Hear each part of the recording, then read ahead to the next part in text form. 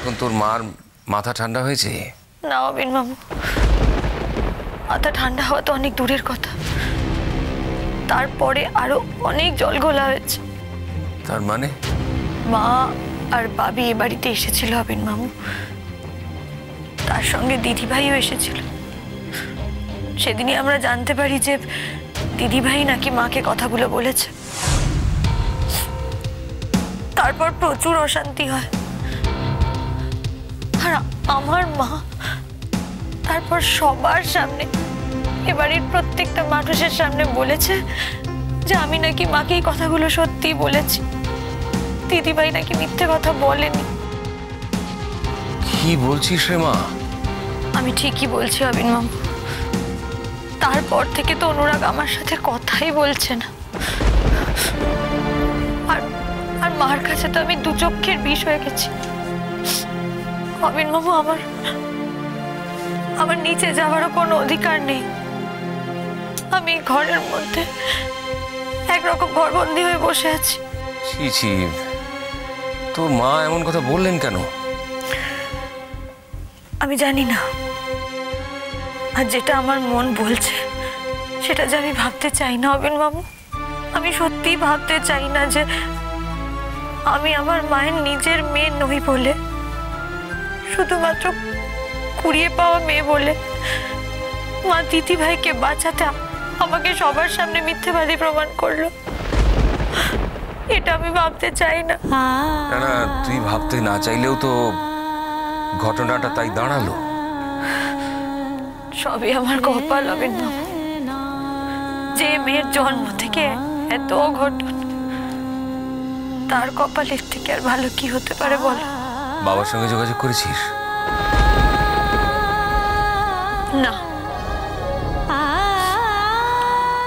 আমি আমার জীবনে আর কোনো জটিলতা চাই না। একদিন ঈশ্বর চাননি বলেই আমার জীবনটা তো আর 5 জনের মতন হয়নি। তাই আমি নতুন করে আর কোনো সম্পর্ক খুঁজতে যেতে চাই না। তুই তোর মার খোঁজও করবি না? আর না,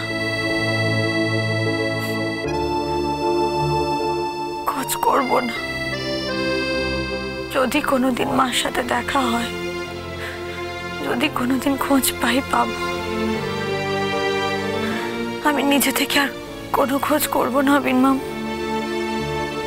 আমার নিজের যা আছে আমি তো সেটাই ভালো করে রাখতে পারছি না অবিন মামা।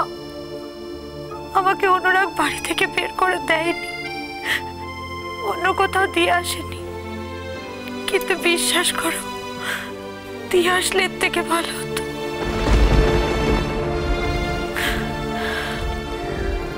বুঝতে পারছি তুই খুবই খারাপ সময়ের মধ্যে দিয়ে যাচ্ছিস।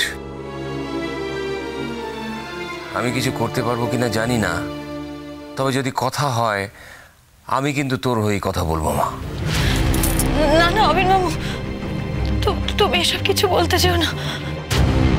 তুমি জানো না গোটা ব্যাপারটা এখন এমন একটা বিশ্বাসের জায়গায় গিয়ে দাঁড়িয়েছে যে কেউ তোমার কথা শুনবে না, বরং উল্টে বলবে যে আমি তোমাকে বলেছি আমার হয়ে কথা বলতে।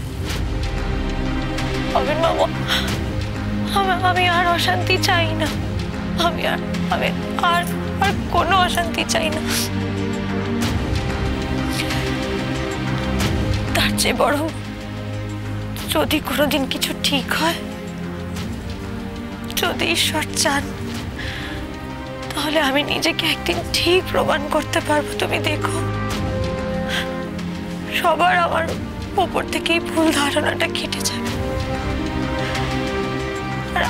আমি শুধু সেই দিনটার অপেক্ষায় আছি। এসব অশান্তির মধ্যে তুই গানটা ছাড়িসনি তো মা? আর গান? এ কথা বললে কিন্তু হবে না মা। তুই যদি গানের মধ্যে থাকিস তাহলে এইসব ক্রাইসিস ওভারকাম করতে পারবি। তোর তো গান গাওয়ারই কথা রে মা। তোর তো এই সাংসারিক জটিলতার পাঁকে জড়িয়ে পড়ার কথা নয়। গান গা, গান গা, বেশি করে গান গা।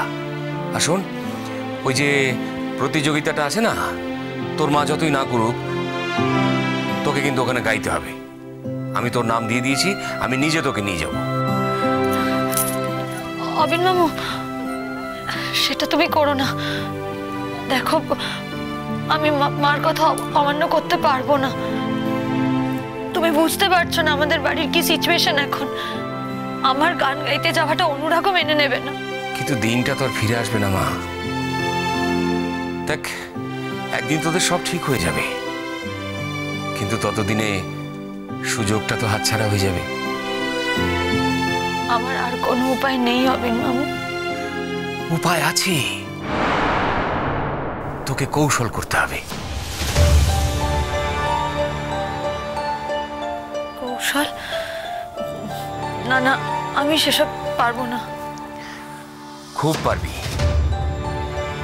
গানকে এত ভালোবাসিস, আর গানের জন্য এইটুকু করতে পারবি না? বাড়িতে বলার দরকার কি তুই গান গাইতে যাচ্ছিস? এসব তুমি কি বলছো অবিন মামু? তুমি বুঝতে পারছো বাড়ির কেউ জানতে পারলে কি সাংঘাতিক রাগারাগিটা করবে? আমি এমনিতেই প্রত্যেকটা মানুষের চোখের বিষ হয়ে আছি অবিন মামু। আমি আর অশান্তি চাই না। বোকা মেয়ে কোথাকার। দেখ, পরে যখন জানতে পারবে যে তুই গানে ভালো করেছিস, তখন সবাই কত খুশি হবে বলতো। ভুলেই যাবে যে তোর ওপর ওদের রাগ ছিল, বরং ভাবতে পারে যে ও কাজ তুই করিসনি। মানুষকে সবসময় গুণের প্রমাণ দিতে হয় মা। প্রতিভাকে সবসময় শুশ্রূষা করতে হয়, নাড়াচাড়া করতে হয়, প্রতিভাকে বাঁচিয়ে রাখতে হয় মা। দেখ, প্রতিভা তো সবার মধ্যে থাকে না।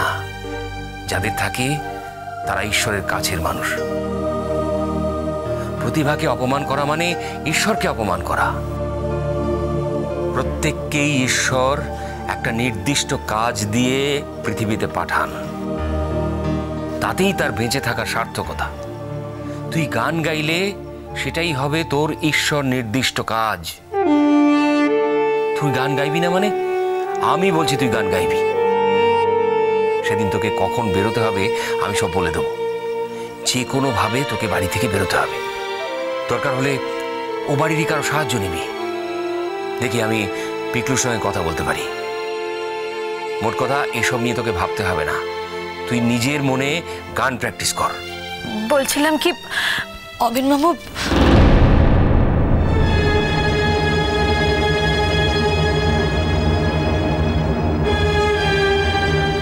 কাকে ফোন করছো?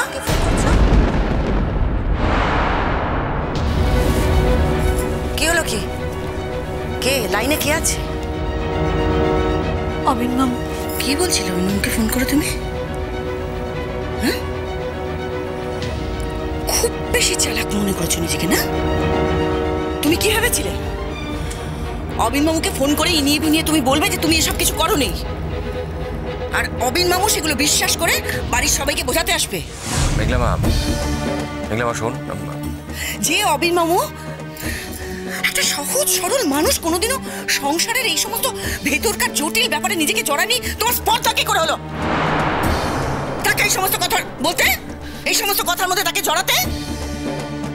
হ্যাঁ, তাতান যেহেতু তোমার থেকে মুখ ফিরিয়ে নিয়েছে, আমরা সবাই যেহেতু তোমার থেকে মুখ ফিরিয়ে নিয়েছি, তুমি এখন ভাবছো চালাকি করে অবিন মামুর মাধ্যমে আমাদের মুখ ঘুরিয়ে নেবে। বাইরে থেকে দেখে যত ভালো মানুষ বলে মনে হয়, ভেতরে ভেতরে তো দেখছি একেবারে গুণের কোনো শেষ নেই। কোন সাহসে তুমি অবিন মামুকে ফোন করেছো? বলো, উত্তর দাও আমার কথার।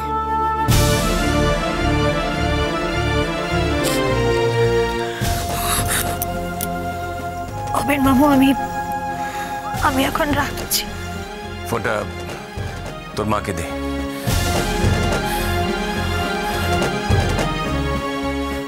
অবিন মামু কথা বলবে। কি কথা বলবে অবিন মামু? কি বলবে অবিন্দা? হ্যাঁ, এই মেয়েটা তোমাকে কি বলছে অবিন্দা? ও তোমাকে বলছে তো যে ও কিচ্ছু করেনি, তাই তো? না শোনো, মানে অবিন্দা না, আমি তোমাকে একটা কথা বলছি অবিন্দা।